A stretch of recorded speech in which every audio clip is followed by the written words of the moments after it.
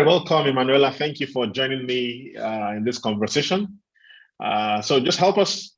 What's your full name?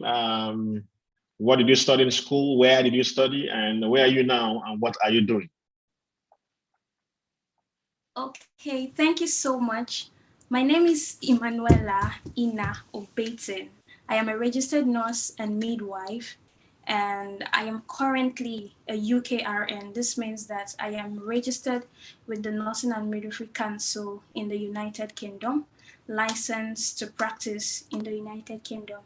I am also the founder of a non-governmental organization, Safe Pregnancy Africa, and for my primary school education, it was back home in Nigeria. I attended Police Children's School, Owerri, Imo State, and then I went on to attend Bethel Seminary, Umudibia Nekede, and then I attended the School of Nursing in Cross River State, after which I decided to get a BSc in the National Open University. But after 3 years down the line, I dumped it and migrated to the UK as a nurse. And I am currently in the University of Derby here in the UK. Okay, now what are you doing in the University of Derby? You're studying or you're practicing? Yeah, I am studying in the University of Derby, but I am practicing as a registered nurse with one of the hospitals here in the United Kingdom. So what are you studying? Nursing still? Masters in nursing? Yes, still nursing, yes. Okay, so in Nigeria, it's okay. You don't need to do a bachelor's degree for UK to license you to practice nursing. Once you've gone to nursing school in Nigeria, it's fine. You can always practice in the UK if you get licensed. Yes. What makes a nurse is the Nursing and Midwifery Council examination, which is written in the third year of your study. So what makes it all different between the university education is that these students, everybody writes the Nursing and Midwifery Council exam in the third year, just like students in School of Nursing. So the course, it's still 3 years for students in School of Nursing, while it is 5 years for students in the university. So a student in the university becomes a registered nurse in the third year after passing the Nursing and Midwifery Council exam. So that certificate makes you an RN, a registered nurse. So that is what is recognized.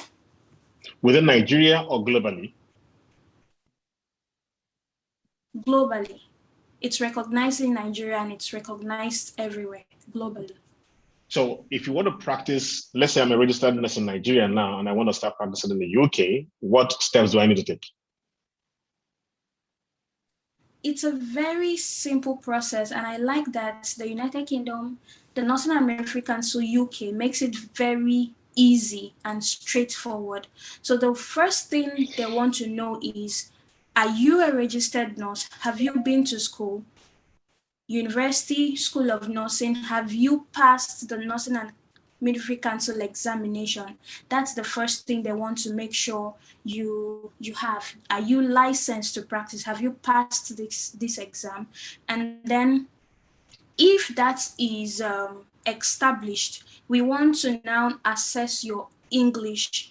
So the next exam you will be thinking of writing is the IELTS exam. So I think it's a very popular exam in Nigeria. Yeah, it is. So you need to write the IELTS exam, and you need an overall band score of 7.0 and at least a 6.5 in writing and 7.0 in speaking, listening, and reading. An overall band score of 7.0, and you don't need to, and a 6.5, that's the least in writing. When you have succeeded in writing your IELTS, and I just want to mention that IELTS is not the only examination approved by the UK. There's another one called OET. So if you're able to pass write and pass the OET exam, it's also accepted here in the UK. The only thing is that OET is more expensive, and sometimes people write it as a collection of small persons, like 4 to 6 people can schedule to write it. But currently, I'm not too sure if OET is still going on, is still being written in Nigeria. But there's IELTS. Okay. So once you write IELTS, then what next? Yes. The Then what next happens thing next? you want to do is to the next thing you want to do is to be verified by the Nursing and Midwifery Council, UK and Nigeria.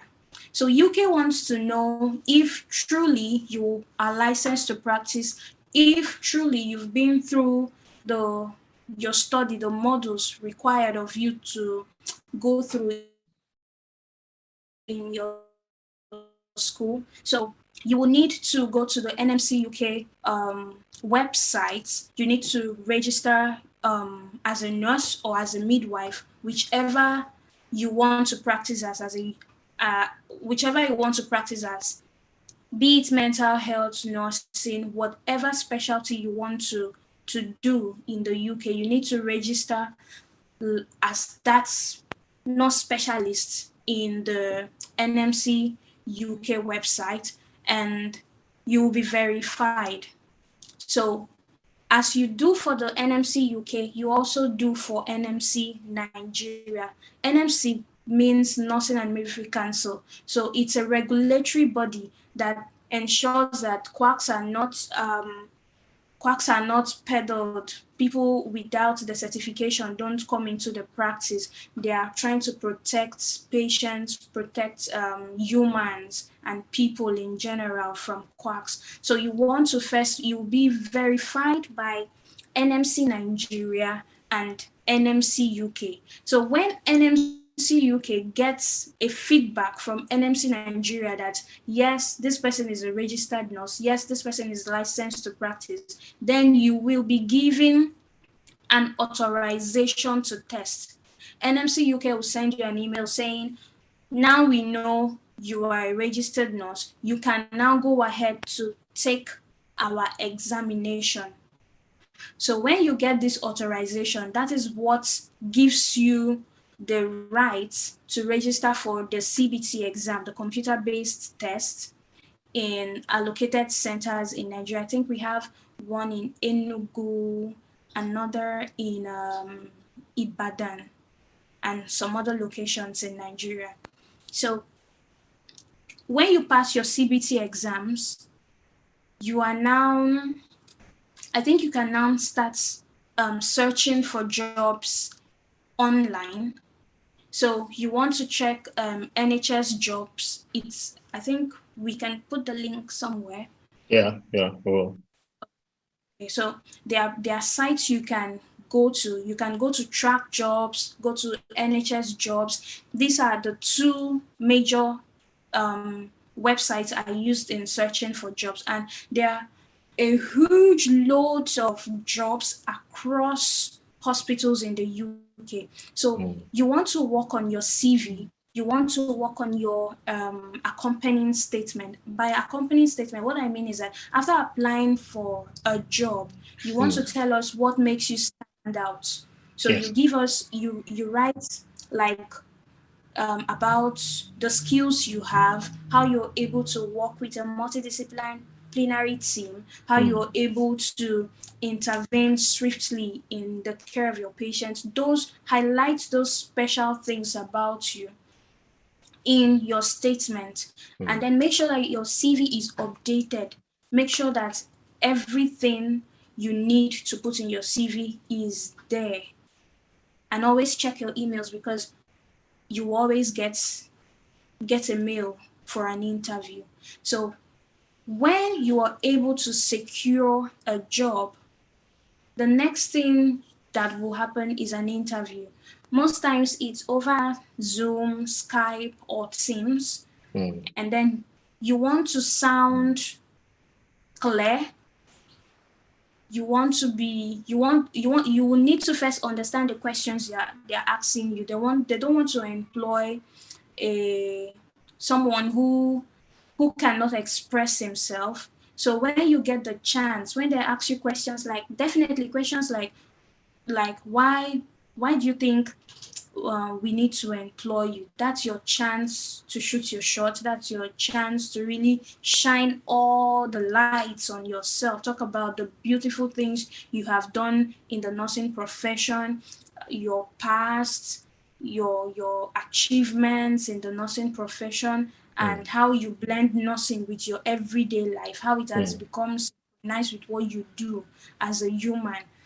So these kind of answers gives them insight to who you are and how. And then, sorry, just to mention, make sure you mention to your employers that you are teachable, because truth be told, I struggled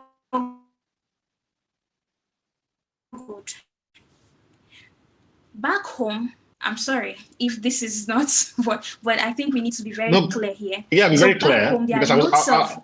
was going to ask you. I was going to ask you the difference between practicing in the UK, what you are saying in the UK Okay. versus what you are saying in Nigeria. So go ahead and let's hear that. Okay. So back in Nigeria, one of the struggle was we were taught with images that tell you improvise. Well, this machine is not here for now, but this is what we use to improvise. So when I left school, there were loads of things I never saw. There were things I've never handled, devices I never handled, a whole lot. But I knew about them. I read, so I had a theory in my head. But should the machine be brought to me, you wouldn't know. then I'll just be staring at it. I wouldn't know how to use it. Yeah. So the beautiful thing about working in the UK is that you've got all of this at your disposal. You're able to help your clients live optimally. If the patient wants to die, then you're supporting them to a peaceful death. And then if the patient doesn't want to die, there's everything you need to resuscitate such a person. And then you see that your confidence is at peak. And the beautiful thing about working here is that you keep going for trainings. People are willing to teach you. As much as you're willing to ask, people are willing to teach you. Your manager is sending you for trainings. You are attending, you're updating your competencies, and then your confidence is top notch. You're on the word and you know where to grab this, what to do at a certain time. So working here has boosted my confidence. I am now with colleagues who respect me, other members of the health team who respect my input, people who ask me, what do you think? What do we do? Let me hear your contribution. What do you have to say about those kind of questions? I don't get to hear those kind of questions every day in my practice back home. But here you have a voice, not just a voice, you have everything to work with. And then when you go to bed, you're sleeping fulfilled and enjoying your practice. So back to what we were talking about. Yeah. So after you have passed your CBT, you will get interviewed for a job, apply for a job, get interviewed, and if you pass your interview, you will be offered a job. So what most employers do, most hospitals in the UK, they refund you your money. So they're happy that you as a nurse, you're coming to the UK to work. So they refund the money you spent on your IELTS, the money you spent on your CBT. They're offering you at least 3 to 4 months accommodation. They're paying for that. They're also tutoring you for OSCE. OSCE is the second part of the first. You wrote CBT back home in Nigeria, then there's another one, OSCE, you need to do when you arrive the UK. So you have support, you have tutors. The hospital assigns teachers to groom you, to help you. And then the hospital even goes ahead to register for this exam for you. And in the hospital where I work, they gave room for a receipt. Should you have a receipt, the hospital is happy to pay again for your receipt. So you see that the only thing you just need to do is to sit down and study, because your flight is paid for, it's reimbursed. Where I work, they said, pay your flights. When you come down, we'll pay you back the money. And they did. So it's a very beautiful ride. Being a nurse gives you the license to be anywhere you want to be in the world. So it's such a beautiful experience. So when you pass your OSCE, you will be made to work with a senior colleague. So they call that, what's it called again? There's a word for it, but what this means is that you won't be allowed to the ward alone. Okay. So you don't need to fear. You don't need to be scared about how you manage from your experience back home, because they have supports here. You will be assigned to work with people on every shift for at least 2 months, 1 month, until you are confident enough to say, I think I can take my patient's load by myself. I think I am confident enough to hit this by myself. So it's really easy and very straightforward.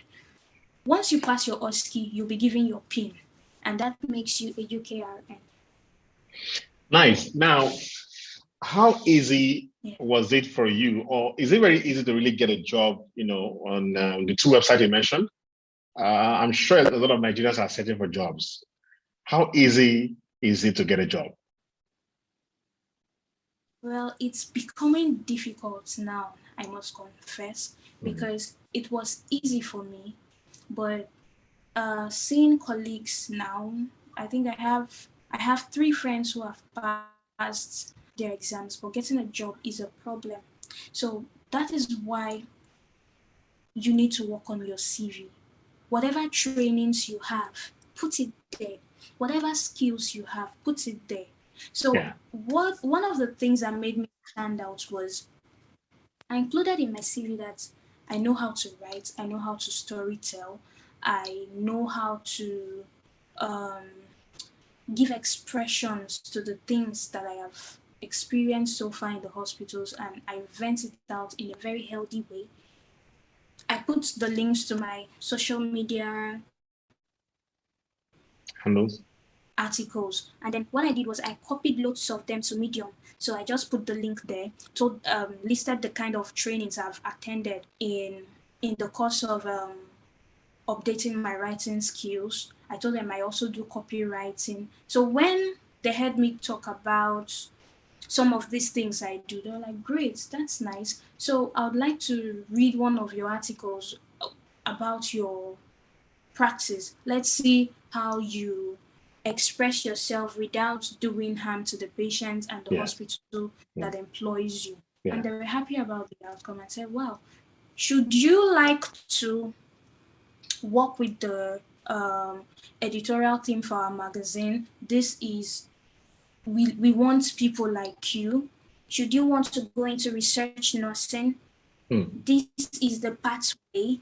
So whatever skills you have, don't undermine it, because we have really brilliant people in Nigeria. So you need to step up your game. Whatever thing you know, just add a little spice here and there. I know a nurse who paints. So what she did was she talked about the therapeutic impact of what she does. And it's really beautiful. So whatever skill you have, whatever extra thing you know, just put it there. You won't regret it. I think another thing I did was I did some free courses online, effective communication. So what I told them about that was that because I come in contact with patients' relatives and patients who are angry, anxious, unable to express their concerns and needs, I took a course, even though it's free. This is what I learned, and this is the skill I'll be coming with to your trust, to your hospital. I outlined that. So all the things I I did so far. Am I still here? Yeah. Yes, Okay. yeah, here. Yes. All the things I did, the courses on depression I took, I did some free mini courses on patient studying patient's attitude in illness. All those ones I put them there and I talked about them in my interview. So I think it gave me a push. That's good. So what's the pay like in UK? Because I know a lot of people want to be nurses in the UK, US, and Canada. Are they paying you guys so much? I mean, what's it about nursing and pay in the UK? Okay, sincerely, when I came in, I think when I came in, I was able to do my first 1 million for my mother. The first 1 So million naira? I have never given my mom a million naira before, but I was able to, for like I had never sent a million naira to anybody in my Yeah, life. yeah. So UK gave me the opportunity of sending a Wow. million naira to my mother. So How long did it take you to be able to part with that kind of amount of money, you know, for someone else? for someone back home, How long did it take you after coming to the UK? How long did it take you to be able to part with that kind of money? I think it took me 2 months. So where I work, what happened is that it was during the COVID-19 quarantine-ish. So for the period the experience was nice. We were kept in hotels and we're fed. Um, it was so beautiful. So the period we were doing the lectures for OSCE, the hospital considered us their staff and Mm-hmm. we were paid. We were paid. And then for the period we were attached to people who were also paid. Basically, you're not doing so much. You're just working with somebody, observing, taking instructions, asking questions, getting familiarized with the whole thing. Where the Yes. real work starts is when you start getting your own patient's load. So that money, I consider that money free money because I was just walking about with the nurses. So it took me but 2 months to. but the real pay. So you didn't tell us how much you earn. What does the band like? Okay. £30,000 per annum for starting salary for a nurse, or how much? That is before tax, after tax. What kind of money do nurses earn? It depends on the band level. So I started on band 5. So I think the pay was 25, 25 to 26,000 per annum. But every month you get, say, 1819, and then that's also dependent on your night shifts, weekend shifts, and a few other, yeah, weekends, nights. It kind of gets your rates up there. That's outside tax. Hmm. So this is what I mean. It's outside tax. Oh, okay. Okay. And Okay. then Okay. you also have the opportunity of working extra shifts, working with agencies. So there are some agencies that pay. The NHS generally does not pay so much, but I think nurses in care homes earn higher than nurses in the NHS. But for whatever reason, I feel comfortable working with the NHS because I think I have people looking out for me. I have career. I have an easy learning process. So nobody expects me to know Z because I am in my first year. So Hmm. the process is easy, step by step. and your managers are watching out for you. They are looking at things you need to know. There are things I never knew back home. I would never have thought of asking questions about that side of the nursing practice, but your manager sees that this person has done so well in this part. She needs a training on this. So you're just attending trainings, updating your skills, and making the nursing practice beautiful. So one of the things you may want to do is extra shifts. Yeah. So what's the standard of living? What's the cost of living like in the UK? For somebody who is just coming, what should the person be expecting in terms of cost of living? The first thing you want to do is to find jobs in areas of low cost living. When you're coming to the UK, first thing you want to erase from your mind is that you're coming to pack money.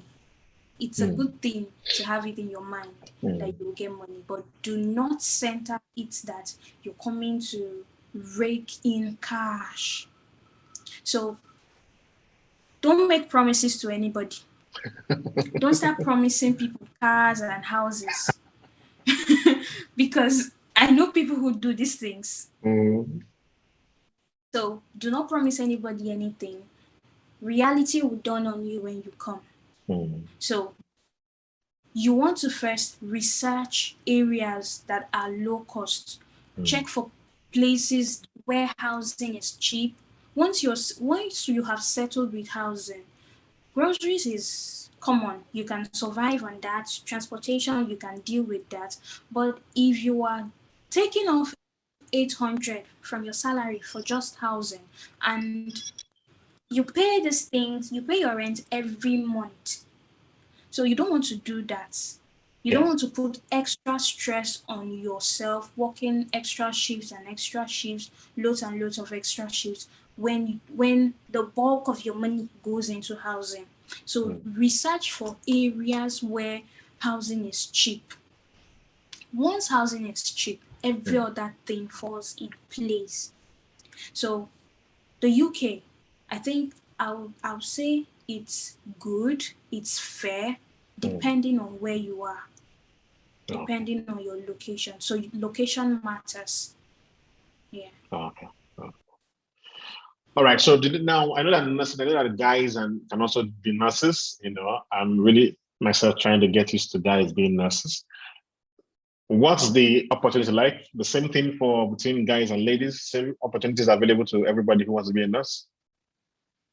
Yes. The same opportunities. The same opportunities. As long as you are a registered nurse, as long as you're a registered nurse, it doesn't matter if you're male or female. You can always get an opportunity. You can always get a job in the UK. It's that easy.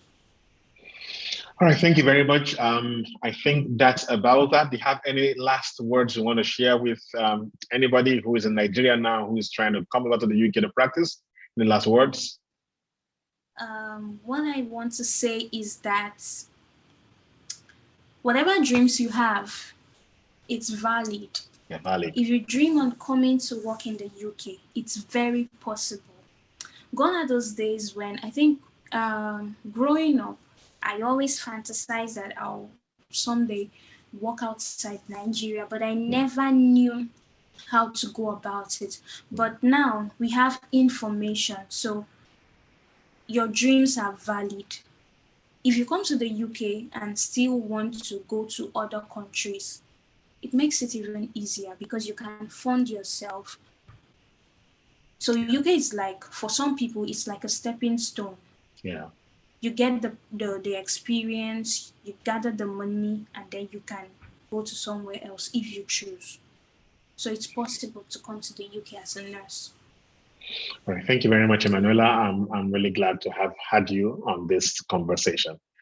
So we'll talk soon. Thank you. Thank you.